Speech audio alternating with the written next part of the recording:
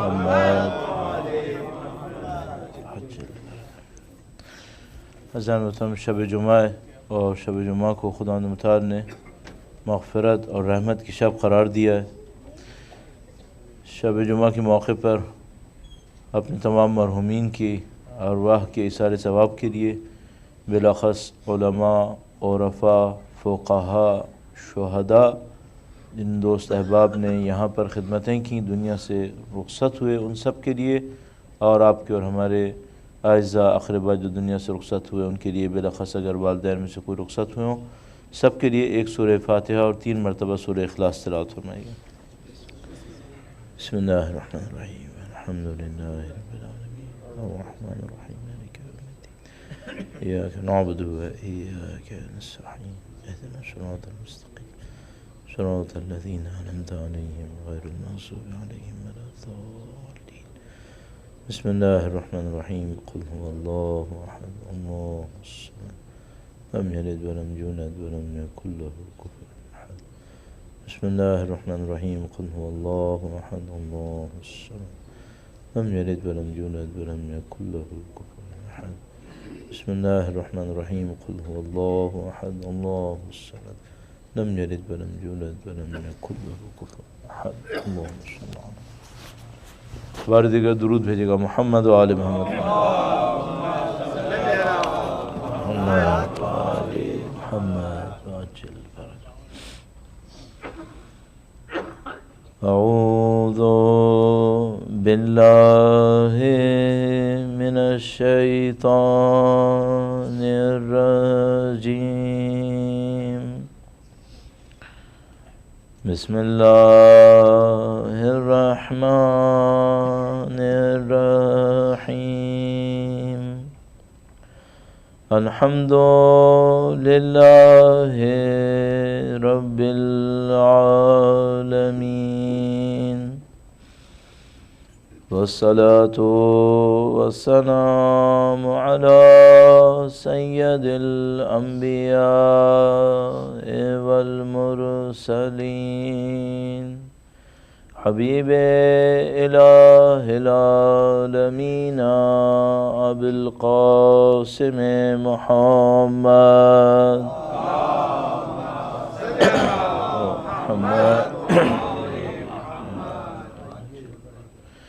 وعلى آلہ الطیبین الطاہرین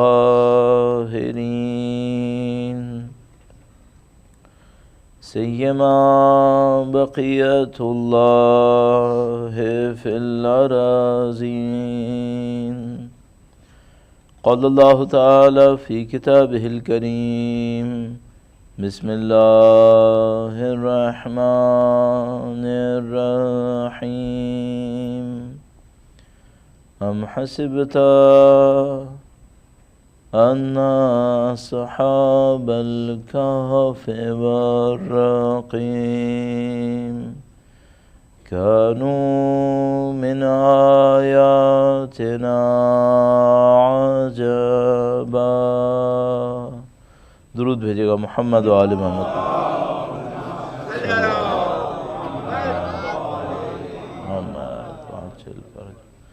پروردگار عالم کا انتہائی شکر ہے، انتہائی احسان ہے، اس نے ہمیں دین مبین کی، قرآن اور اہل بیت اطہار علیہ السلام کی معرفت، محبت نصیب فرمائی ہے، سید الشہداء کے نام سے وابستہ کیا ہے، اور ہمیں سید الشہداء کے ذکر کو جاری رکھنے والوں میں قرار فرمایا. خدا نے خدا کی دی ہوئی نعمتوں کا شکر بجا لانے کے لیے اس دعا کے ساتھ کہ انشاءاللہ مرتے دموں تک ہمیں اور قیامت تک ہماری تمام نسلوں کو اہل بیت کے چاہنے والوں میں قرار فرمائے، دنیا اور آخرت میں اہل بیت کی ہمراہی نصیب فرمائے.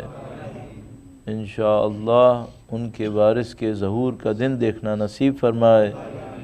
اس شب جمعہ کے صدقے میں، وقت کے امام کے نام کے صدقے میں ہمارے تمام مرحومین کے تمام گناہان صغیرہ و کبیرہ کی مغفرت فرمائے. امام کی نصرت کی سعادت اور اس راہ میں شہادت ہم سب کو نصیب فرمائے. تمام دعاؤں کی قبولیت کے لیے امام کی نظر لطف کو حاصل کرنے کے لیے درود بھیجے محمد و آل محمد. صل علی محمد آل محمد وعجل فرج۔ پروردگار عالم نے دین مبین کے اندر وہ تمام اجزاء، وہ تمام عناصر قرار دیے ہیں جس کے ذریعے سے ہم زندگی میں کمال حاصل کریں، زندگی میں کامیابیاں حاصل کریں۔ جو بھی ہماری ضرورت ہوگی اس کا دین مبین کے ذریعے سے پورا ہونا بہت ضروری ہے۔ اگر کوئی چیز ہماری صحیح ضرورت ہوئی اور خدا نہ کرے نعوذ باللہ تعالی ہم یہ سوچیں کہ دین سے پوری نہیں ہوتی، تو پھر اس کا مطلب یہ ہوگا کہ ہمیں اس صحیح ضرورت کے لیے نعوذ باللہ کسی بے دین سے مدد لینی پڑ جائے گی، اور یہ ممکن نہیں ہے۔ جب خدا متعالی یہ فرماتا ہے کہ اطیعوا اللہ و اطیعوا الرسول و اولی الامر منکم، تو اس کا مطلب یہ ہے کہ تمہیں زندگی میں جو بھی کامیابیاں چاہیے، جو بھی تمہاری زندگی کی صحیح ضرورتیں ہوں گی، وہ سب ان اطاعتوں کے ذریعے پوری ہو جائیں گی۔ اب اگر ایسا ہو خدا نہ کرے نعوذ باللہ تعالیٰ کہ کوئی معاشرہ دین پر عمل کر رہا ہو، اور دین پر عمل کرنے کے باوجود وہ یہ احساس کریں کہ بھئی ہماری ضرورتیں پوری نہیں ہو رہی، کچھ چیزیں ایسی ہیں جو ہم چاہتے ہیں کہ ہوں لیکن وہ چیزیں پوری نہیں ہو رہی، تو پھر ہمارے پاس دو امکان ہوں گے۔ یا تو ہم یہ سوچیں گے کہ یہ لوگ جو چیزیں ڈیمانڈ کر رہے ہیں یہ ڈیمانڈ صحیح نہیں ہے، یہ کوئی غلط چیز مانگ رہے ہیں، اور وہ غلط چیز دین ان کو دے گا نہیں۔ دوسری بات یہ ہو سکتی ہے کہ یہ ڈیمانڈ تو صحیح کر رہے ہیں لیکن جس چیز کو یہ دین کہہ رہے ہیں یہ وہ کامل دین نہیں ہے جو اللہ نے دیا تھا۔ دو میں سے کوئی ایک بات یہاں پر ہوگی۔ تو اب میں مثال کے طور پر یہ سوچتا ہوں کہ بھئی ہماری سوسائٹی میں لوگ بہت ساری توقعات رکھتے ہیں دین سے، تو ہمیں ان تمام توقعات کا ایک ریویو کرنا چاہیے۔ مثلا لوگ کہتے ہیں یہ کیوں نہیں ہو رہا، وہ کیوں نہیں ہو رہا، تو جتنی بھی چیزیں کہہ رہے ہیں یا تو اس پہلی کیٹیگری میں آئیں گی، ایسی توقعات کہہ رہے ہیں جو دین نہیں مانتا ہے۔ مثال کے طور پر فرض فرمائیے اگر لوگ آ کر یہ کہیں کہ مولانا دیکھیے دوسری قوموں کے پاس اتنا پیسہ ہے، ہمارے ہاں کتنے غریب موجود ہیں، تو پھر یا تو ایسا ہے کہ غریب کو خدا متعال نے قبول کیا ہے اور ہمارا ذہن قبول نہیں کر رہا ہے، یا پھر یہ جو ڈیمانڈ کر رہے ہیں دین نہیں دے پا رہا ہے چونکہ ان کے دین میں کوئی کمی آ گئی ہے، جو دین ہونا چاہیے تھا وہ دین ہے نہیں۔ تو یہاں پہ بہت بڑا ایک ایشو آئے گا ویلیوز کا، کہ بھئی ہماری جو ڈیمانڈز ہوں وہ پہلے کسی ویلیوز کے فلٹر سے گزریں، کہ وہ جو ڈیمانڈز ہم کہہ رہے ہیں دین سے وہ ڈیمانڈ ہونی بھی چاہیے یا نہیں ہونی چاہیے۔ اب چونکہ میرے ذہن سے یہ آیا یہ غربت والا ایشو، تو میں اسی کو پہلے مثال میں رکھ لیتا ہوں، اسی کا تھوڑا سا انالیسس کر لیتے ہیں کہ بھئی اگر لوگ ایسی کوئی ڈیمانڈ کریں کہ مولانا دوسری قوموں کے پاس اتنا پیسہ ہے، دیکھیے ہماری قوم کے اندر غریب لوگ موجود ہیں، تو یہ جو ہے یہ بات صحیح نہیں ہے، دین کو چاہیے کہ ہمیں پیسہ لا کے دے کہیں سے۔ اور تو اب ہم یہ دیکھ لیتے ہیں کہ بھئی یہ جو ڈیمانڈ ہے یہ ڈیمانڈ صحیح ڈیمانڈ ہے، اور اگر یہ ڈیمانڈ صحیح ڈیمانڈ ہے تو پھر دین میں کون سی ایسی کمی ہے نعوذ باللہ کہ جس کی وجہ سے یہ ڈیمانڈ پوری نہیں ہو رہی۔ تھوڑا سا اس کا جائزہ لیتے ہیں اور اپنی بحث سے بھی متصل کر لیں گے۔ درود بھیجے گا محمد و آل محمد، محمد و آل محمد وعجل فرجهم۔ عزیزان محترم، اسی موقع سے فائدہ اٹھاتے ہوئے میں ایک اور فنڈامنٹل ایشو کو آپ کی خدمت میں عرض کر دوں، جس کو ہم لوگ فنڈامنٹل کہتے ہیں، اب ممکن ہے آپ کے لیے بہت سادہ مسئلہ ہو یہ۔ وہ یہ ہے کہ دین اسلام نے ہم سے انصاف کا وعدہ کیا ہے یا مساوات کا وعدہ کیا ہے؟ دونوں میں فرق ہے۔ انصاف جس کو ہم لوگ جسٹس کہتے ہیں، مساوات اس کو ہم ایکویلٹی کہتے ہیں۔ تو بھئی اسلام نے ہم سے جسٹس کا وعدہ کیا ہے یا ایکویلٹی کا وعدہ کیا ہے؟ تو ہمیں یہ سمجھ میں آتا ہے کہ اسلام نے کبھی بھی مساوات کی بات نہیں کی ہے، یہ ہم نے لگایا ہے نعرہ۔ بس آپ کہیں گے نہیں اتنا رائج ہے، ہمارے ہاں ہمیشہ کہا جاتا ہے مثلا مساوات اور بھائی چارہ اور یہ اور وہ، تو یہ بھائی چارہ کیا وہی مساوات نہیں ہے؟ تو ہم کہیں گے نہیں، بھائی چارہ کچھ اور ہوتا ہے، مساوات کوئی اور چیز ہوتی ہے، عدل کوئی اور چیز ہوتی ہے، انصاف کوئی اور چیز ہوتی ہے، اور مساوات کوئی اور چیز ہوتی ہے۔ خدا عدل کا وعدہ کرتا ہے، مساوات کا وعدہ نہیں کرتا۔ اچھا مساوات کسے کہتے ہیں؟ جیسے ہم نے کہا سب کو برابر کا مل جائے، مساوی ایک سطح پر سب کی تنخواہیں مثلا جتنا بھی آپ کا دل چاہے ڈال لیجئے، میری کون سی جیب سے جا رہا ہے کہ میں اس کو لگاؤں، آپ ڈال لیجئے، جو سب کی تنخواہیں یہ ہو جائیں، چلو ٹھیک ہے۔ کیا اسلام یہ چاہتا ہے؟ نہیں عزیزان محترم، اسلام یہ نہیں چاہتا۔ اسلام کیا چاہتا ہے؟ اسلام یہ کہتا ہے عدل ہوگا تمہارے ساتھ، انصاف ہوگا تمہارے ساتھ۔ عدل و انصاف کا مطلب کیا ہے؟ جس کا جو حق ہے وہ اسے ملے گا۔ تو کیا اسلام یہ کہے گا کہ سب کو برابر کا ملے گا؟ خدا یہ تو کہے گا کہ سب کو اس کا حق ملے گا، یہ نہیں کہے گا کہ سب کو ریزلٹنٹ برابر کا مل جائے گا، یہ سب نہیں ہو سکے گا۔ اب مثال کیسی ہے؟ کیوں ایسا نہیں کرے گا خدا؟ بھئی اگر سب کو ایک ہی جیسا دے دے، مثلا سب کو 4,000 دے دے، ہر مہینے سب کو 4,000 ملے، جس کے 4 بچے ہیں اس کو بھی، جس کے 8 ہیں، جس کے 2 ہیں، سب کو 4,000 دے، تو ہم کہیں گے نہیں بھائی یہ نہیں ہو سکتا ہے۔ اچھا چلیں ایک کام کر لیتے ہیں، وہ یہ کہ جس کے بچے زیادہ ہیں اس کو زیادہ مل جائے، جس کے بچے کم ہیں اسے کم مل جائے۔ کیا خدا یہ کر دے گا دین میں؟ ہم کہہ رہے ہیں نہیں، یہ بھی نہیں کرے گا۔ تو وہ کیا کرے گا؟ وہ یہ کرے گا کہ جس کا جو حق ہے وہ اسے ملے گا۔ اچھا یہ کیوں کرے گا خدا؟ بہت سادہ سی بات ہے عزیزان محترم، میں اس کے لیے ایک پریکٹس کرواتا ہوں، چھوٹی سی ایک پریکٹس آپ بھی کر سکتے ہیں ابھی بیٹھے بیٹھے۔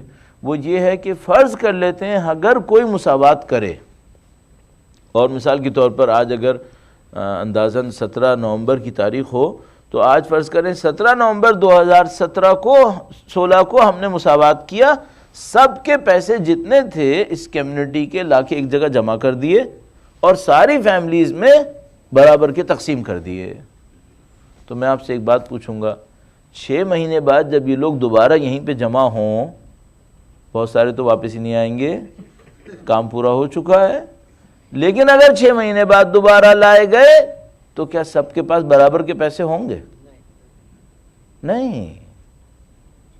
جن کی کھانے کی عادت تھی وہ 6 مہینے سے بہت پہلے ختم کر چکے ہوں گے، اور جن کی جمع کرنے اور مزید بڑھانے کی عادت تھی وہ اس کام میں مشغول ہو چکے ہوں گے۔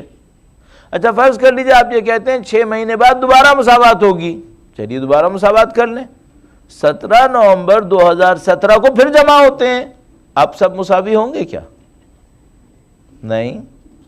طبیعت انسانی کا جو فرق ہے وہ کبھی بھی ان کو مساوات کے اوپر نہیں چھوڑے گا۔ اس خاطر خدا مساوات کا کبھی وعدہ نہیں کرے گا آپ سے۔ خدا کیا وعدہ کرے گا؟ کہے گا عدل ہوگا، انصاف ہوگا۔ اچھا یہ جو عدل و انصاف ہوگا، اگر اس میں کوئی آدمی بیمار ہو گیا اور بیمار ہو کر وہ مفلوج ہو گیا، اپاہج ہو گیا، ہاں یہاں پہ خدا کہے گا ہاں نظام اس کو سنبھالے گا۔ اگر ایسی کسی مصیبت میں پڑ جائے کوئی مشکل میں تو نظام اس کو سنبھالے گا۔ سید الشہداء کا قول بھی ہے اس کے اوپر۔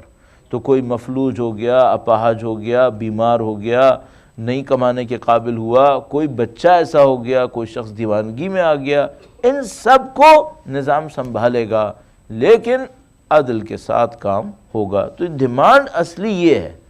بس اگر کوئی شخص آئے، کوئی قوم قبیلہ آئے اور وہ دین اسلام کے نام پر عدل سے بڑھ کر ڈیمانڈ کرنے کی کوشش کرے کہ مثال کے طور پر ہمیں کچھ ایسے فیور ملنے چاہیے مسلمان ہونے کے ناطے، صاحب ایمان ہونے کے ناطے، جو دوسروں کو نہیں ملیں، تو کیا دین اسلام ایسا دے گا؟ ایسا ہرگز نہیں ہوگا۔ اس کا مطلب کیا ہے؟ بہت سادہ سی بات عرض کروں، اس کا مطلب ہے یہ نہیں ہوگا جو ہم ملکوں میں دیکھ رہے ہیں۔ ملک اپنے سٹیزنز کے لیے کام کرتے ہیں۔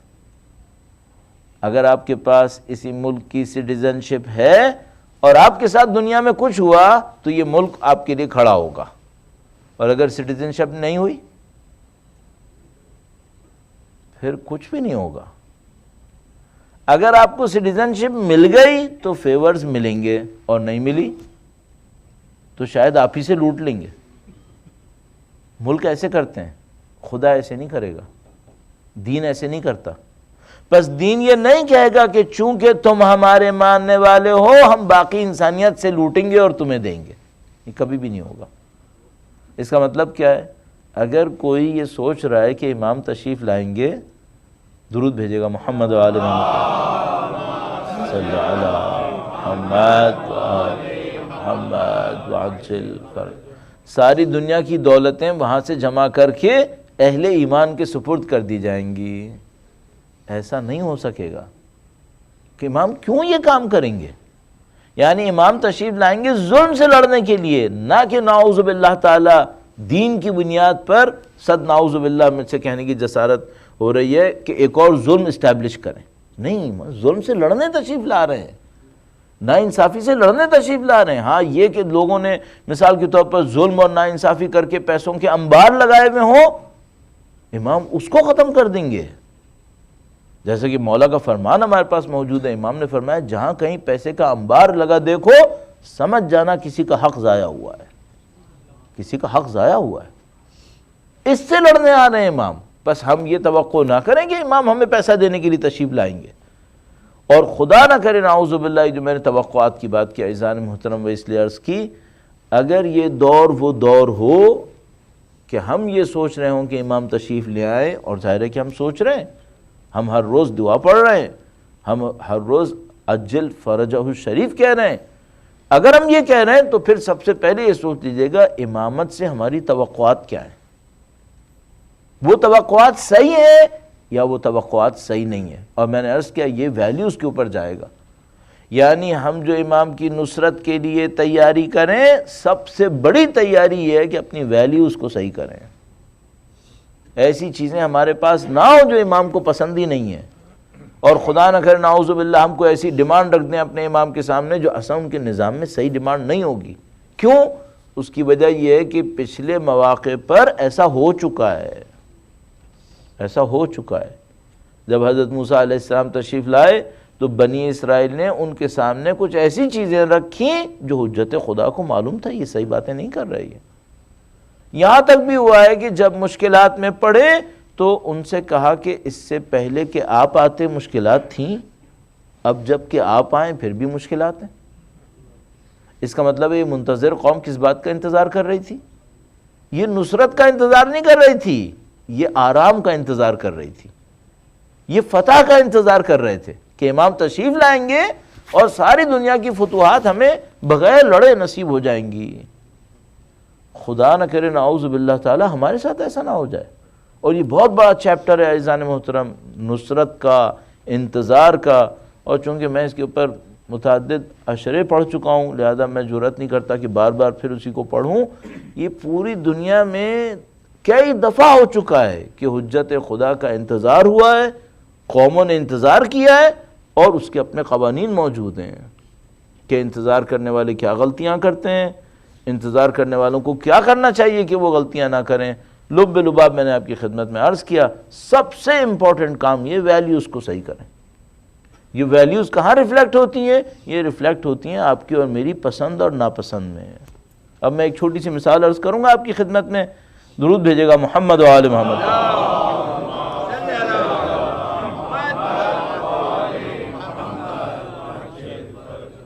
ایک زمانے میں پولیٹیکل انالیسس کرنے کی ضرورت کی وجہ سے BBC اور CNN دیکھا کرتا تھا، تو وہ دیکھتا تھا میں، اب نیوز چینلز دیکھتا تھا۔ اب میں نے تقریباً 6-7 سال سے ٹی وی کو بالکل ہی چھوڑ دیا، اور وہ سارا میں اب انٹرنیٹ کے تھرو کرنے کی کوشش کرتا ہوں جو پہلے ٹیلی ویژن سے کرتا تھا۔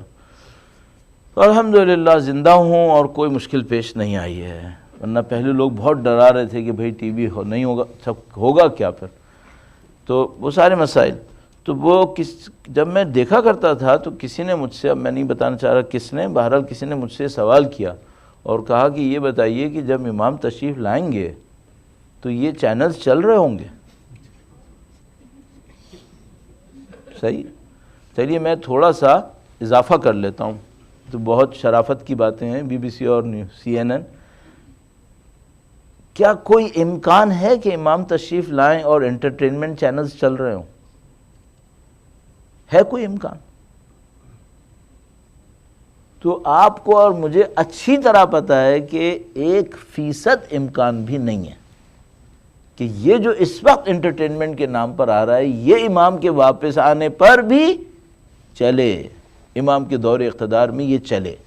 کوئی چانس ہے؟ کوئی چانس نہیں ہے۔ تو پوچھنے والے نے مجھ سے پوچھا کہ اگر یہ وہ نہیں ہے جو امام کے ہوتے ہوئے ہوگا تو آپ لوگ کیوں دیکھ رہے ہیں؟ کیا اس کے بغیر گزارا نہیں ہو سکتا؟ تو میرے ذہن نے کہا کہ ہاں گزارا تو ہو سکتا ہے.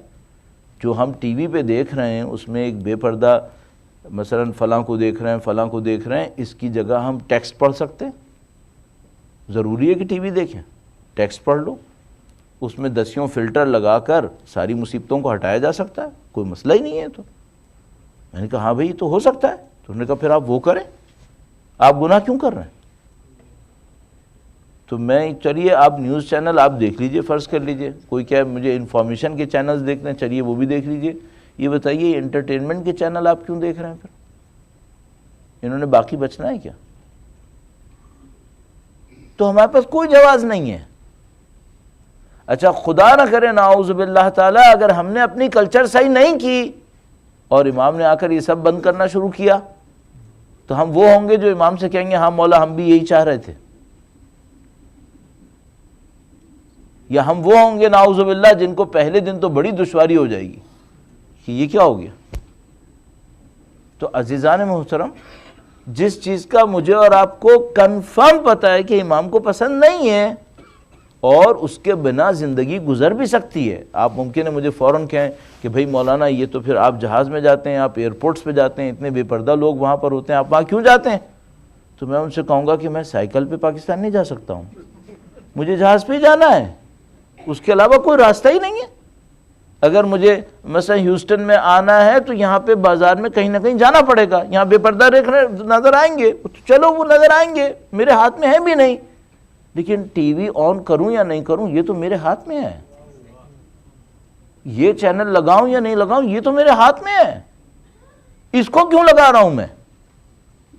تو اعزان محترم، شب جمعہ ہے، سید الشہداء کے چہلم سے ہم نزدیک ہیں، ان کی قربانی کی یاد میں یہاں بیٹھے ہیں. میرے خیال میں بہت مناسب وقت ہے کہ اگر ہم میں سے کچھ ہمارے بھائی اور بہنیں اس بات کا عہد کریں کہ ہم نے انٹرٹینمنٹ حرام سے حاصل نہیں کرنی ہے، غلط سے حاصل نہیں کرنی ہے. اور یہ بھی میں آپ کی خدمت میں عرض کرتا چلوں کہ یہ جو کلچر کا صحیح کرنا ہے یہ سب سے پہلی تیاری ہے. کوئی بھی چیزیں آپ مجھ سے کہنا میں کہوں گا یہ بات کی بات ہے. پہلی چیز یہ ہے کہ آپ کی میری پسند ناپسند امام کی پسند ناپسند کے نزدیک آ جائے. پہلی تیاری یہاں پر ہے. ورنہ نعوذ باللہ تعالی پچھلی قوموں کے ساتھ ایسا ہوا ہے کہ حجت تشریف لائے ہیں اور قومیں برداشت نہیں کر پائیں، نہیں برداشت کر سکیں.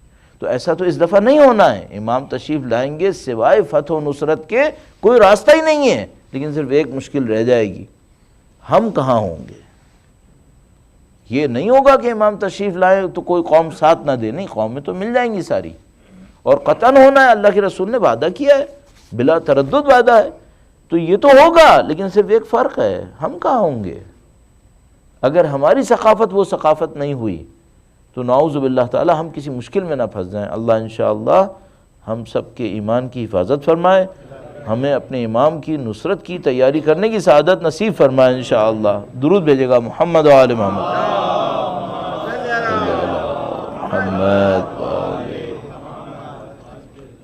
اس کا ایک بہت آسان طریقہ کار ہے. میں نے پچھلی دفعہ شاید آپ کی خدمت میں عرض کیا ہو، اگر عرض کیا تو اس کو دہرا دیتا ہوں. ایسے بھی ہماری دہرائی ہوئی چیزیں کافی زیادہ ہوتی ہیں. اس کا ایک بہت سادہ سا طریقہ کار ہے. جب میں آپ سے یہ باتیں عرض کر رہا ہوتا ہوں اس کا یہی مطلب نہیں کہ میں ان سب چیزوں کے اوپر 100% عمل کر رہا ہوتا ہوں. کوئی یہ نہیں سوچے کہ مثلا میں بتانا چاہ رہا ہوں میں تو کر رہا ہوں آپ کیوں نہیں کر رہے. نہیں، یہ درد مشترک ہے ہم سب کے مشترک درد ہے. کیونکہ اعزان محترم میں اس لیے کہتا ہوں کہ خدا کو یہ پسند نہیں ہے کہ کوئی ایسی بات کہے جو نہیں کرتا ہے. تو اگر میں 1% بھی نہیں کر رہا ہوں تو میں پکڑ لیا جاؤں گا قرآن کے حساب سے. تو میں ضروری ہے، مجھے چاہیے کہ میں یہ جملہ دہراتا رہوں تاکہ کوئی 1% بھی یہ گمان نہ کرے کہ مولانا 100% کر رہے ہوں گے تو پھر 1% اگر نہیں کر رہا پھر کیا ہوگا، پھنس جاؤں گا میں اس میں. لیکن اب آپ کو طریقہ عرض کر دیتا ہوں آپ کی خدمت میں. طریقہ بہت سادہ سا ہے. آپ اپنی زندگی میں جب بھی کوئی کام کرنے لگیں، اور اس مثال میں ٹی وی دیکھنا ہے، ٹی وی دیکھنا مثال دی میں نے آپ سے، کوئی بھی لے لیجئے. آپ کوئی کپڑا خریدنا چاہ رہے ہیں اور آپ کا ذہن ایک طرف سے کہہ رہا ہے کہ بھائی یہ مجھے اچھا لگ رہا ہے اس لیے میں خرید رہا ہوں. دوسری طرف سے آپ کا ذہن کہہ رہا ہے کہ یہ خریدنا اسراف تو نہیں ہے کہیں. پوچھ، یہ ہوتا ہے. آپ کوئی چیز خریدنے والے ہوتے ہیں، بعض اوقات آپ کا ذہن کہتا ہے بھائی اس کی ضرورت ہے یا نہیں ہے، یا چلو سہولت بھی صحیح ہے، عیاشی تو نہیں ہونی چاہیے. میں نہیں کہہ رہا ہم اپنے گھروں کو صحیح نہ رکھیں، آپ رکھیں، گھر سجائیں، تھوڑا بہت سجائیں، کوئی مسئلہ نہیں ہے، لیکن عیاشی کے حد میں ہم لوگ پہنچ جائیں. زیب نہیں دیتا ہے. جس کا امام پردہ غیب میں ہو وہ اس کے ماننے والوں کو چھوڑ کر اپنے عیاشی میں لگا رہے. یہ زیب نہیں دیتا ہم لوگوں کو. آپ جب بھی کوئی کام کرنے لگیں، میں اور آپ اپنے آپ سے ایک سادہ سا سوال پوچھیں، اس کام سے امام خوش ہوں گے؟ یہ سوال بہت اہم ہے. کاش ہم لوگ اس طرح سے زندگی گزار لیں جب ہر وقت اپنے آپ سے یہ سوال پوچھیں، اس سے امام خوش ہوں گے؟ اور جیسے میں نے پہلے آپ کی خدمت میں عرض کیا تھا کہ بھئی میں کتنے بجے صبح کو اٹھوں، تو اپنے آپ سے پوچھئے گا کتنے بجے اٹھنے سے امام خوش ہوں گے؟ اتنے بجے اٹھ جاؤ. ٹی وی کا مسئلہ بھی یہی ہے. رشتہ داروں کے ساتھ کیسے پیش آؤں، کس سے امام خوش ہوں گے، ویسے کروں. کسی سے لڑوں یا نہ لڑوں، اس سے دوستی کروں یا نہ کروں، اس سے رشتہ بناؤں یا نہیں بناؤں، پوچھو امام خوش ہوں گے؟ خوش ہوں گے تو کر لو. اچھا ممکن ہے کوئی یہ کہ بھئی یہ بہت سخت ہے، یہ میں نہیں کر سکتا، تو پھر ایک اور کام کر لیں، تھوڑا سا نیچے لیول پہ لے آتے ہیں. سوال یہ نہ کرے کہ امام خوش ہوں گے نہیں ہوں گے، یہ شاید ممکن ہے مشکل ہو جائے، پھر ایک اور سوال کر لے، اس سے امام ناراض تو نہیں ہوں گے؟ تھوڑا کم ہو گیا معاملہ. بھئی ممکن ہے آپ کو ایسا کام کر رہے ہو، نہ امام خوش ہوتے ہوں نہ امام ناراض ہوتے ہوں، تو اگر پہلے لیول میں ہوئے تو آپ وہی کریں جس سے خوش ہوتے ہوں. چلو وہ میں نہیں کر پا رہا، فرض کر لیں مثلا ضرورت تو میری 6 گھنٹے سونے کی تھی، میں 7واں گھنٹہ بھی سونا چاہ رہا ہوں، تو میرے یہ جو ایکسٹرا 1 گھنٹہ سونے سے امام خوش ہوں گے کیا؟ نہیں، خوش تو نہیں ہوں گے. ناراض ہوں گے کیا؟ 1 گھنٹے سے شاید ناراض بھی نہیں ہوں گے. لیکن اگر میں 10 گھنٹہ سونا چاہ رہا ہوں، اب ممکن ہے ناراض ہوں گے کہ بھئی تمہیں زندگی اس لیے ملی تھی. تو آپ دوسرا سوال لے لیجئے، وہ زیادہ آسان ہے. میں بھی یہی کروں، وہ دوسرا لے لوں، کم سے کم اس پہ تو فٹ ہو جاؤں. پہلے اپنے آپ سے مسلسل ایک سوال کروں، اس کام سے امام ناراض تو نہیں ہوں گے؟ چلو اب اس پہ تو کوئی کمپرومائز نہیں کیا جا سکتا نا. اگر کوئی کام ایسا ہو جس پہ حجت خدا نعوذ باللہ ناراض ہو رہے ہوں، اب آپ سوچئے اس کام میں آپ کو لگ رہا ہے آرام ہے، تو آرام ہوگا کیا؟ نہیں. اچھا آپ کو لگ رہا ہے، مجھے لگ رہا ہے اس کام کو کروں تو بڑا مزہ آئے گا، اور مجھے معلوم ہے امام ناراض ہیں، تو مزہ آئے گا کیا؟ نہیں، مزہ نہیں آئے گا. یہ شیطان آئے گا، کوئی مزہ نہیں آئے گا. امام کو ناراض کر کے نہ برکت ملتی ہے، نہ خوشی ملتی ہے، نہ آرام ملتا ہے، نہ رزق ملتا ہے، نہ دوستی آتی ہے، کچھ نہیں آتا ہے. امام محور کائنات ہوتا ہے، خدا کی برکتیں اس کے وجود سے آتی ہیں. اگر وہی ناراض ہو، کون سی چیز، یا اولاد بھی ساتھ نہیں دے گی. 100% اولاد بھی ساتھ نہیں دے گی اگر امام کو ناراض کر رہے ہیں. تو اعزان محترم، شب جمعہ ہے، خدا نے شب کو برکتوں کے لیے رکھا ہوتا ہے، نورانیت کے لیے رکھا ہے.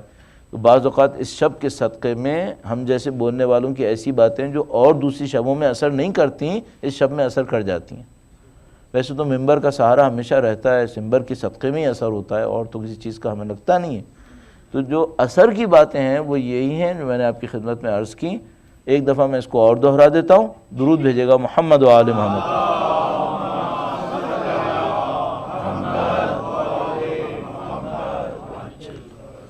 اور وہ جو دہرانا تھا وہ یہ تھا کہ میں اور آپ جب بھی اپنی زندگی میں کوئی کام کریں، اپنے آپ سے یہ سوال پوچھ لیں کہ اس سے امام ناراض تو نہیں ہوں گے. اگر لگے کہ اس سے امام ناراض ہوں گے تو پھر آپ اپنے ذہن سے کہیے گا کہ امام کو ناراض کر کے کوئی خوشی نہیں مل سکتی، کوئی آرام نہیں مل سکتا. اچھا ممکن ہے کوئی یہ کہے امام کو ناراض کر کے ابھی پیسہ کما لیتا ہوں، بعد میں اس میں سے خمس دے دوں گا. دھوکہ ہے. نہ آپ خمس دیں گے، نہ وہ خمس آپ سے قبول ہوگا، کچھ نہیں ہوگا. یہ کوئی یہ کہے آج ناراض کر لیتا ہوں، کل خوش کر لوں گا. نہیں ہوگا، یہ توفیق نصیب نہیں ہوگی۔ غلطی سے انسان اپنے امام کو ناراض کر لے تو شاید توفیق مل جاتی ہے کہ بعد میں صحیح کر لے گا، لیکن اگر جان بوجھ کے ہر روز ناراض کر رہا ہو پھر مسئلہ خراب ہو جاتا ہے۔ پھر بعض اوقات توفیق ملتی ہے، ممکن ہے کوئی دعا کسی کی کام آ جائے، کوئی اچھا عمل اس کا اپنا کیا ہوا کام آ جائے، لیکن پھر زیادہ تر توفیق چھن جاتی ہے۔ تو انسان کوئی رسک نہیں لینا چاہیے۔ تو آپ اور میں انشاءاللہ اپنی زندگی میں اس بات کو دستور کے طور پر لے لیں کہ بھئی جو کام امام کی ناراضگی کا سبب بنے گا کم سے کم وہ نہ کریں۔ اب ممکن کسی نے مجھ سے پوچھا کہ بھئی یہ کیسے پتہ چلے گا کہ امام ناراض ہوئے یا نہیں ہوئے، ہمیں تو کوئی رابطہ ہی نہیں ہے۔ تو اس کا جواب میں 2-3 طریقے سے دیتا ہوں۔ ایک تھوڑا سا بظاہر جذباتی ہے لیکن در حقیقت جذباتی جواب نہیں ہے۔ تو میں اپنے طور پہ اپنے آپ سے یہ کہتا ہوں کہ دیکھو بھائی، اس کو تھوڑا سا عرض کروں گا، 2-3 منٹ لگیں گے، درود بھیجے گا محمد و آل محمد۔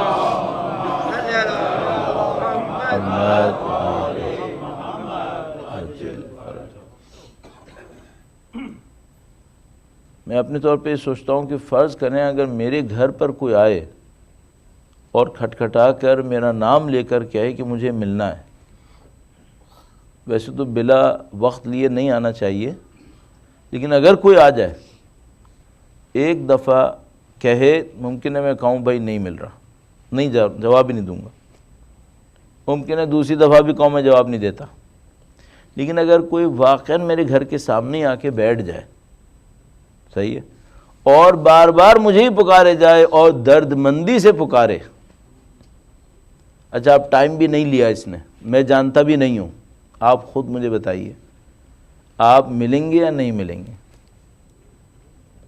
اب آخری بات ذہن میں رکھیے گا، درد مندی سے پکار رہا ہے، دکھے ہوئے دل سے پکار رہا ہے، آپ اور میں بالآخر کہیں گے کہ چلو اجنبی ہے، وقت بھی نہیں لیا ہے، تنگ بھی کر رہا ہے، لیکن کوئی بات نہیں، کم سے کم مل تو لیتے ہیں، شاید بات پوری نہیں کریں گے لیکن مل تو لیتے ہیں۔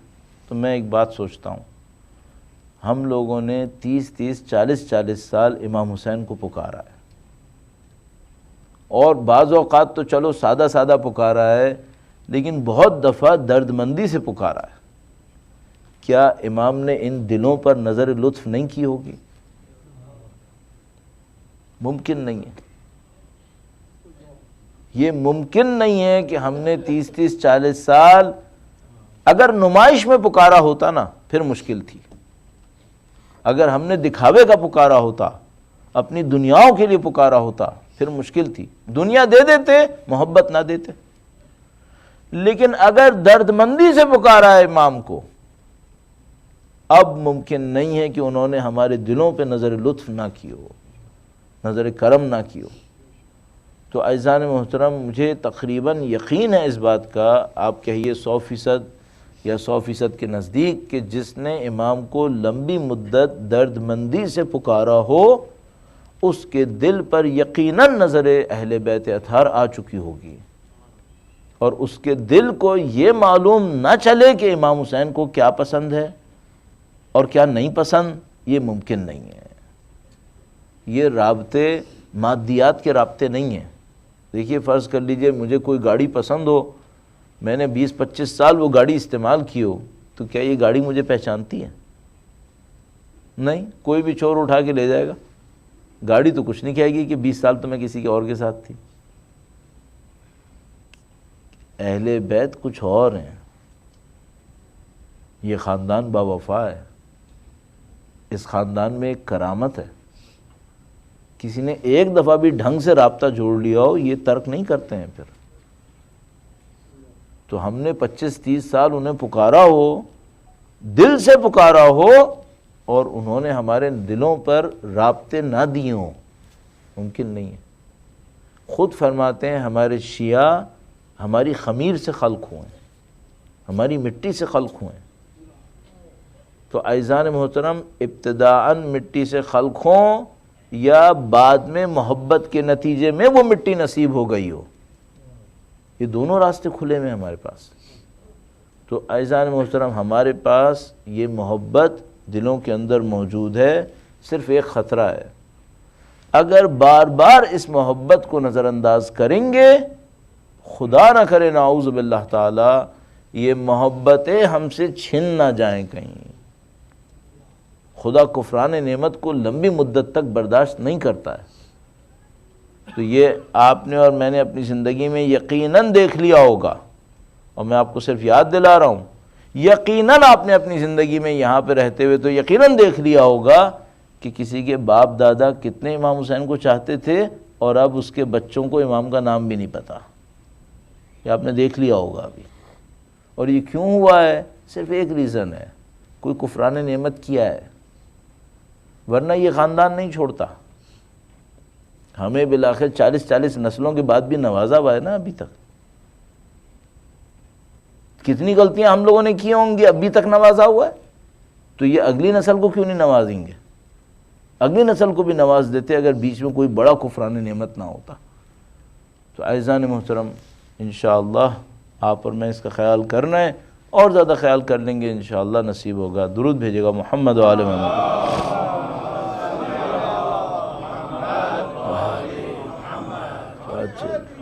یا اللہم صلی علی محمد و آل محمد وعجل۔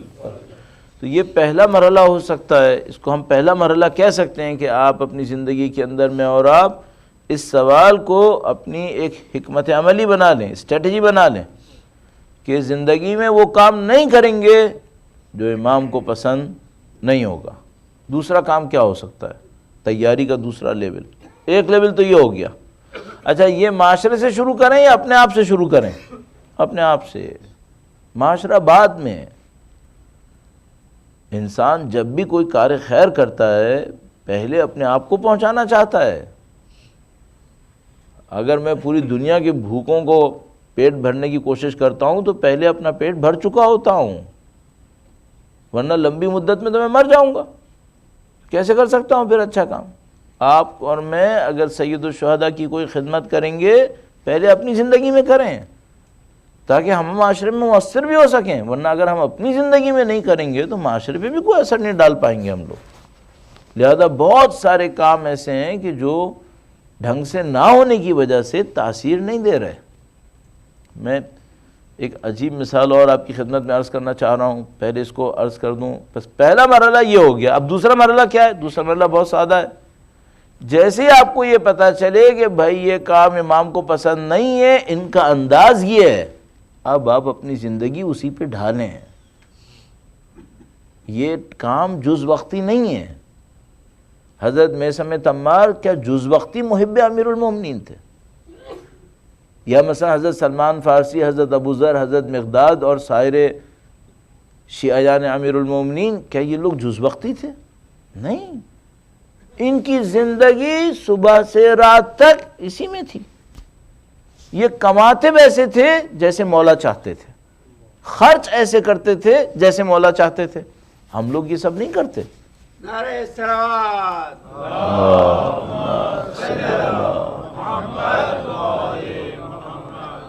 دوسرے لیول میں ہمیں اپنی پوری زندگی کا پیٹرن ان کے ارادے پہ چلانا ہوگا، تب ہم خیر و بھلائی تک پہنچ پائیں گے۔ یہ ہم نہیں کر سکتے۔ عزیزان محترم، دیکھیے آپ ممکن ہے مجھ سے کہیں گے بھائی یہ تو آج کے معاشرے کی ضرورت ہے، آپ کیسے کہہ رہے ہیں؟ لیکن میں آپ کی خدمت میں عرض کر دوں، چاہے کسی کو برائی لگے تو کیا فرق پڑ جائے گا، لیکن یہ نہیں ہوگا کہ میں یہ کہوں کہ مولا 10 گھنٹے تو میں کسی اور کو خدمت کروں گا اور جب دن بھر میں تھک ہار کے آؤں گا تو 1 گھنٹے آپ کے نام پر۔ یہ زندگی ایسی نہیں گزرے گی۔ ابھی تو آپ کہیں گے ایسی گزر رہی ہے، ایسی گزر رہی ہے، کمال بھی نصیب نہیں ہوں گے، پھر یہ پارٹ ٹائم جاب چلے گی پھر ہماری۔ یہ جو اب آپ مجھ سے ممکن ہے یہ کہیں گے بھئی اگر ہم فل ٹائم اسی طرح کریں گے تو یہ کمائیں گے ہم کہاں سے، کھائیں گے ہم کہاں سے؟ تو میں آپ سے صرف یہ عرض کروں گا کہ یہ جو ابھی ہم کچھ اور کر کے کھا اور کما رہے ہیں، یہ اللہ کے علاوہ کوئی اور دے رہا ہے کیا؟ جب ہم وہ نہیں کر رہے جو انہوں نے ہم سے مانگا تھا تب خدا ہمیں دے رہا ہے، اور جب ہم وہ کریں گے جو انہوں نے ہم سے مانگا ہے تو خدا ہمیں نہیں دے گا۔ کیا یہ ممکن ہے؟ ہمارے یقین کا ایشو ہے، اندر کے یقین کا معاملہ ہے ہمارے. میں نہیں کہہ رہا سب کل جاب چھوڑ دیں، ایک مصیبت آ جائے گی یہاں پہ. میں نہیں کہہ رہا ہوں، میں کہہ رہا ہوں پلان کریں. اب دیکھیے ابھی چہلم نزدیک ہے، اس لیے میں آپ کی خدمت میں عرض کر رہا ہوں کہ بھئی اگر مجھ سے کوئی کہتا ہے میں زیارت پہ جا رہا ہوں، میں وہاں جا کے کیا دعا مانگوں، تو میں ایک سادہ سی بات کہتا ہوں. شریک میں اعتراف کر لوں تاکہ اچھا رہے گا کہ بھئی میں نے بھی جابز کی، اور ایک حد تک جاب کرنے کے بعد میرے دماغ نے کہا کہ بھئی یہ جو جابز ہو رہی ہیں نا، یہ میں کچھ اور کر رہا ہوں. جاب بری نہیں تھی، ٹیچنگ تھی، ٹیچنگ اچھا کام ہے، اس سے بہت فائدے ہوئے ہیں. اور اس زمانے میں جو ہم نے پڑھایا تو بعض بچے مختلف فرقوں سے نکل کر راہ راست پہ آ گئے، اور ماشاءاللہ ایک آدھ تو قم بھی پہنچ گئے اور وہاں پہنچ کے پڑھ رہے ہیں. اب اللہم صلی اللہ محمد. ایک موقع پر آ کر میرے ذہن نے کہا کہ بھئی یہ معاملہ جو ہے وہ کوئی بہت اچھا معاملہ نہیں ہے، ہمیں کچھ اور کرنا چاہیے. تو اس موقع کے اوپر یہ سوال آپ کے اور میرے ذہن میں آتا ہے. لو جی، میرا دماغ بھی جو ہے وہ شاید اس بات کو کہنا نہیں چاہتا ہے، اس ذرا سی ڈسٹریکشن ہوئی اور دماغ سے نکل گیا کہ کیا تھا. چلیے درود بھیجے گا محمد و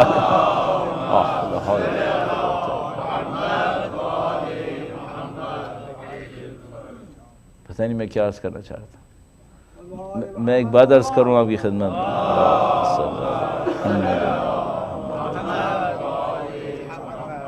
پتہ نہیں کس عارف کا میں نے یہ جملہ پڑھا تھا جس میں انہوں نے لکھا تھا کہ اللہ کے راستے پر چلنے کے ارادے کو، آپ کا اللہ کے راستے پہ چلنے کا ارادہ ہے، اس کو کمزور کرنے میں میوزک بہت مؤثر ہے. میوزک کی بہت تاثیر ہے کہ جب آپ اللہ کے راستے پہ چلنا چاہتے ہیں تو آپ کا ارادہ کبھی مضبوط ہوتا ہے، کبھی تھوڑا سا ڈگمگاتا ہے. تو فرمایا اس میں میوزک بہت مشکل چیز ہے. اچھا اب ہماری زندگی ایسی ہو گئی ہے کہ اس میں ہر طرف ہے. اس خاطر لوگوں کا خدا کے راستے پہ چلنا اور مصیبت پڑ رہا ہے، اور مشکل بن گیا. تو بہرحال جو لب لباب تھا وہ یہ تھا کہ آپ اور میں جب جاب کرتے رہے ہوتے ہیں تو جاب کرتے رہیے، وہ کوئی مسئلہ نہیں ہے، لیکن آپ پلان کریں، اور پلان کر کے یہ سوچیں کہ میری لائف کا جو بہترین آؤٹ پٹ ہو سکتا ہے وہ کیا ہو سکتا ہے. اب وہ بات یاد آ گئی. وہ بات یہ تھی کہ کوئی زیارت پہ جا رہا تھا اور اس نے کہا میں دعا کیا مانگوں. تو میں نے اس سے کہا کہ دیکھو یہ دعا مانگو کہ خدایا مجھے دنیا سے بے روزگار اور مولا کا روزگار دے دے.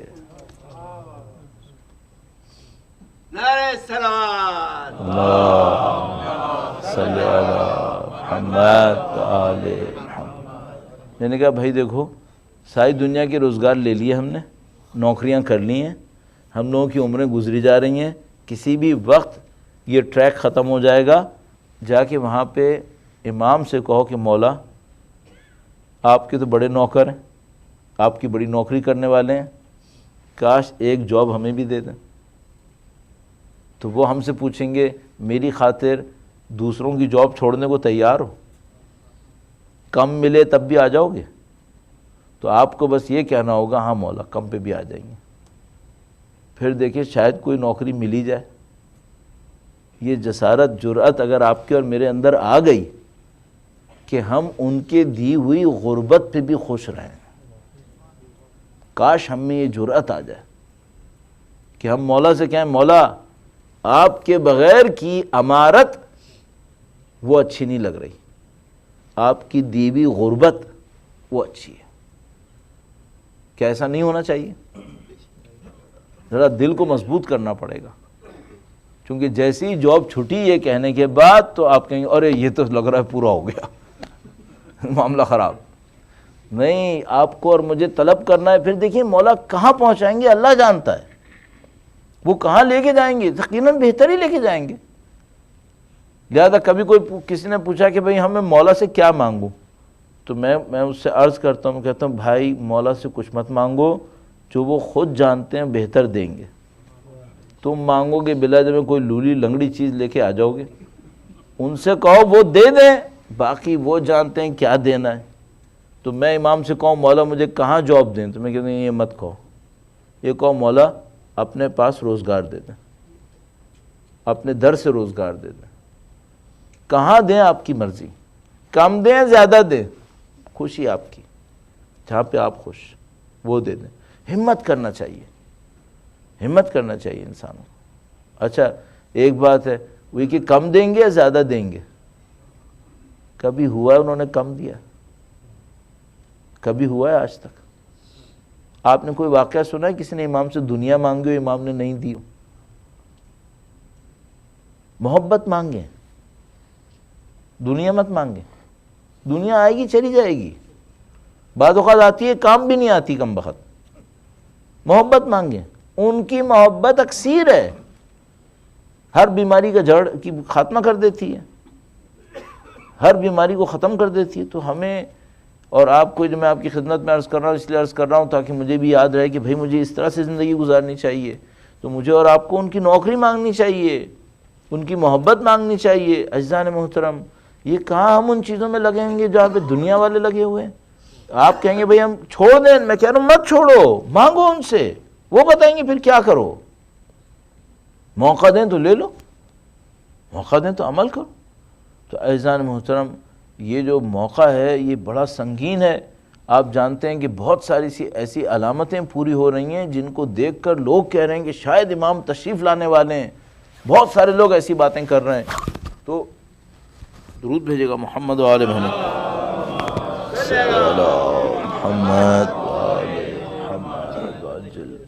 تو میں عرض کر رہا تھا کہ خدا نہ کرے یہ نہ ہو کہ ہم نے ساری زندگی پکارا ہو اور این ٹائم پر ہم کچھ اور کر رہے ہوں۔ اچھا ایک اور مصیبت بھی ہے، اگر انسان کے دل میں غلط چیز کی محبت ہوتی ہے تو وہ رکاوٹ بن جاتی ہے صحیح فیصلے میں۔ یہ بڑا عجیب ایشو ہے۔ اگر اللہ نے توفیق دی تو کل اس کے اوپر آپ کی خدمت میں عرض کرنے کی کوشش کروں گا کہ محبتیں، صحیح محبت کیسے راستے کھولتی ہے اور غلط محبت کیسے رکاوٹیں بنا دیتی ہے۔ جو میں نے آپ کی خدمت میں عرض کیا صحیح محبت مانگیں، یہ میں نے عرض کیا یہ اکثیر ہے، ساری بیماریاں اس سے ختم ہو جاتی ہیں۔ تو ہمیں اپنے امام سے یہ عرض کرنی ہوگی کہ مولا اتنے عرصے آپ کا نام لیا ہے، ہر روز آپ کا نام لیتے ہیں، ہمیں آپ کی محبت نصیب ہو جائے اور وہ روزگار نصیب ہو جائے جو آپ دینا چاہتے ہیں۔ زندگی میں وہ مصروفیتیں ملیں جس سے امام خوش ہیں، وہ مصروفیتیں نہ ملیں جس سے امام کو کچھ خوشی نہیں ہو رہی۔ کاش ایسا ہو جائے ہم لوگوں کے ساتھ، ہماری زندگی کی مصروفیتیں وہ ہو جائیں۔ تو یہ جو محبت کا معاملہ ہے میں نے آپ کی خدمت میں عرض کیا۔ اچھا جیسے ہی ان کی طرف سے محبت نصیب ہوتی ہے تو خود بخود انسان کے رابطے ان لوگوں سے بڑھنا شروع ہو جاتے ہیں جو اس محبت کے اندر ہیں۔ یوں لگ رہا ہے جیسے یہاں کوئی میکینزم ہے اور اس میکینزم کے اندر وہ حلقہ جڑتا چلا جائے گا جس نے در حقیقت امام کی نصرت فرمانی ہے۔ اب یہ ہے کہ میں اور آپ ان حلقوں میں جڑیں گے اسی وقت جب اپنے دل کے اندر اور جو الٹے سیدھے حلقات ہوں ان کو پہلے کاٹیں، ورنہ وہ زنجیریں بن جاتی ہیں انسان کے دل کے اندر۔ تو کچھ ایسا ہونا چاہیے کہ ہم لوگ اپنے دلوں کو تیار کریں اپنے امام کی نصرت کے لیے، اور وہ تیاری ایسے ہوگی جو میں نے آپ کی خدمت بہت پریکٹیکل بات کہی ہے کہ آپ جب بھی کوئی فیصلہ کرنے لگیں اپنے آپ سے ایک سادہ سوال پوچھئے کہ اس کے کرنے سے کہیں امام خفا تو نہیں ہوں گے، اور اس کے بعد آپ انشاءاللہ میں اور آپ اس راستے کے اوپر گامزن ہو سکتے ہیں۔ عزیزان محترم، شب جمعہ ہے اور ہمارے پاس متعدد روایات موجود ہیں کہ معصومین علیہم السلام شب جمعہ کے موقع پر خاص انداز میں کربلا پہ توجہ فرماتے ہیں۔ اب میں نہیں کہنا چاہ رہا جو روایات میں آیا ہے لفظ کہ سب جمع ہوتے ہیں، ظاہر ہے اس جمع ہونے کا مطلب بہت کچھ ہو سکتا ہے، لیکن ایک خاص توجہ اور عنایت مقام عصمت کی روضہ سید الشہداء کی طرف ہوتی ہے، اور یہ بات بھی سمجھ میں آتی ہے کہ یہ توجہ اور عنایت صرف اس بلڈنگ پہ نہیں ہوتی ہوگی بلکہ در حقیقت ہر اس شخص پہ ہوتی ہوگی جو امام حسین سے جڑا ہوا ہے۔ تو یہ ایک آفاقی محبت ہے جو ان عظیم الشان ہستیوں کی طرف سے نصیب ہو رہی ہوتی ہے۔ تو اس اعتبار سے میں اور آپ خوش نصیب ہوئے کہ آپ اور میں اس شب جمعہ پر سید الشہداء کے ذکر کے لیے یہاں پہ جمع ہوئے ہیں، اور یہ جو میرے اور آپ کے دل امام کی محبت میں تھوڑی دیر کے لیے نرم پڑتے ہیں، یہ اللہ کی بڑی نعمتوں میں سے ایک نعمت ہے۔ دیکھیے تھوڑی دیر کے لیے ایسا ہوتا ہے کہ ہم لوگ گویا دنیا و ما فیہا کو بھلا کر اپنے امام کو سوچنا شروع کر دیتے ہیں، اور جب ہم اپنے دل کی گہرائیوں سے اپنے امام کو سوچتے ہیں تو گویا ایک غم ہمارے اوپر طاری ہونا شروع ہو جاتا ہے۔ یہ دو نام لگتا ہے کائنات میں ایسے ہیں کہ ان ناموں میں غم رکھا ہوا ہے، دو نام عجیب ہیں، ان ناموں میں غم رکھا ہے۔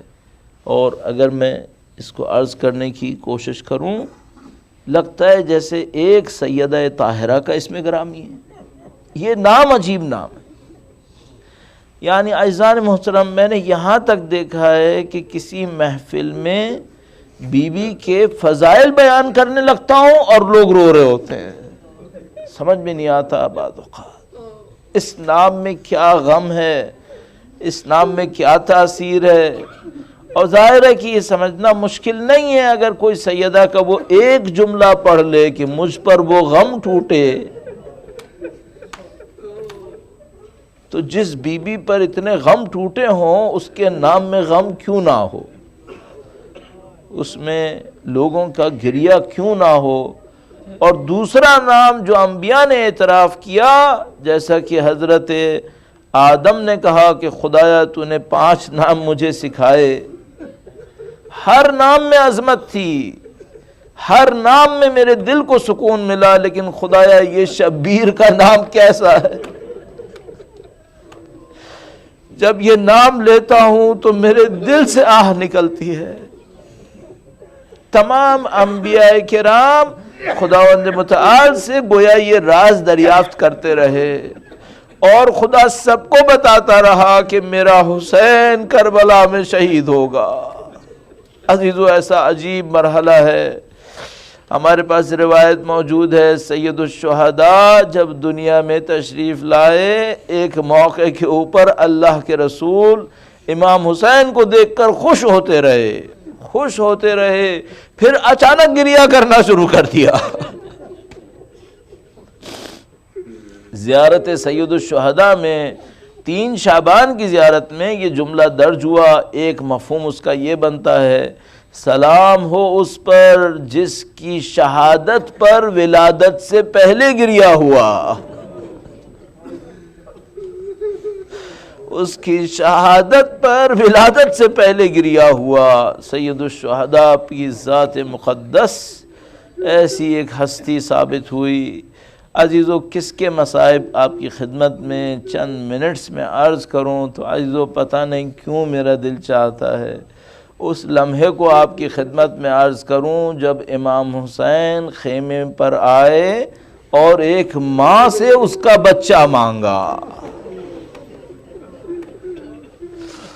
اللہ نے ماؤں کو محبت دی ہے، اللہ نے جذبات دیے ہیں سارے، اور خدا اپنے دیے ہوئے جذبات کی بہت قدر کرتا ہے، لہذا ماؤں کی قدر کرواتا ہے، کہتا ہے ان کے پاؤں کے نیچے جنت ہے، ان کے سامنے آواز اونچی نہ کرنا۔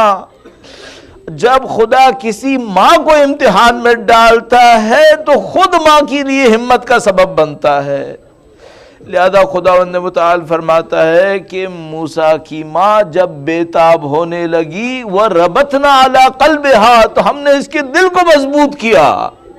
تو خدا ماں کے جذبوں کی قدر کرتا ہے۔ تو میں کہوں گا خدایا مادر موسیٰ کو تو نے موسیٰ کی واپسی کا یقین دلایا تھا، مادر موسیٰ کو مرنے کو نہیں دینا تھا، تب تو نے دل کو مضبوط کیا۔ خدایا علی اصغر تو ذبح ہونے جا رہا تھا،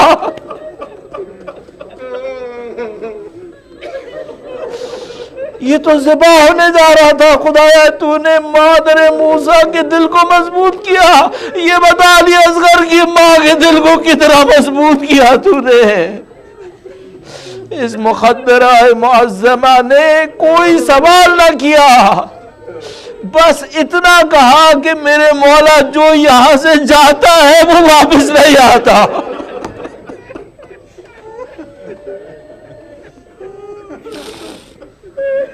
عزیزو بس مختصر کرتے ہوئے سید الشہداء نے ماں کی محبت کا کیسا پاس رکھا، دو روایتیں بس آپ کی خدمت میں عرض کروں گا۔ ایک تو مولا علی اصغر کی شہادت کے حوالے سے، جب وہ تیر ستم چلا تو یہ تیر سے شعبہ تھا جو بڑے بڑے اجسام کو کاٹنے کے لیے کافی تھا۔ عزیزو ہمارے ہاں اردو میں یہ بیان کرتے ہیں کہ علی اصغر کا گلا چھد گیا۔ عزیزو شاید یہ جملہ مناسب نہیں ہے، شیخ عباس قمی نے عجیب جملہ لکھا ہے، کہا یہ تیر ستم چلا اور بچے کا گلا کان سے کان تک ذبح ہوا۔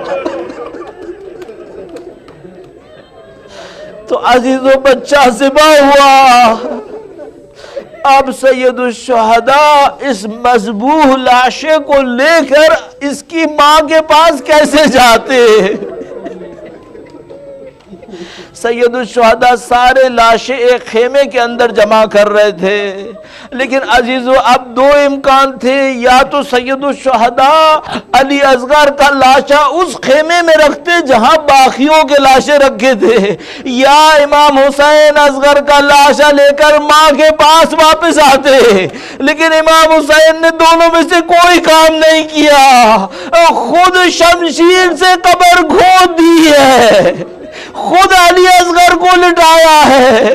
عزیزو اب جو میں جملہ کہنا چاہتا ہوں یہ بڑا عجیب ہے، مجھے نہیں معلوم امام نے خشک مختصر سے لاشے پر گرم مٹی کیسے ڈالی ہے۔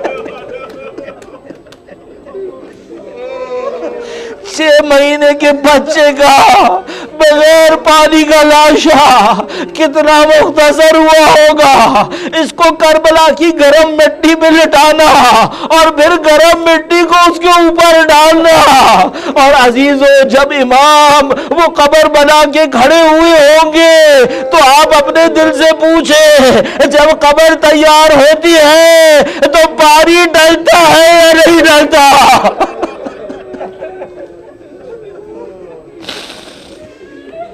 ألا لعنة الله على القوم الظالمين وسيعلم الذين ظلموا أي منقلب ينقلبون۔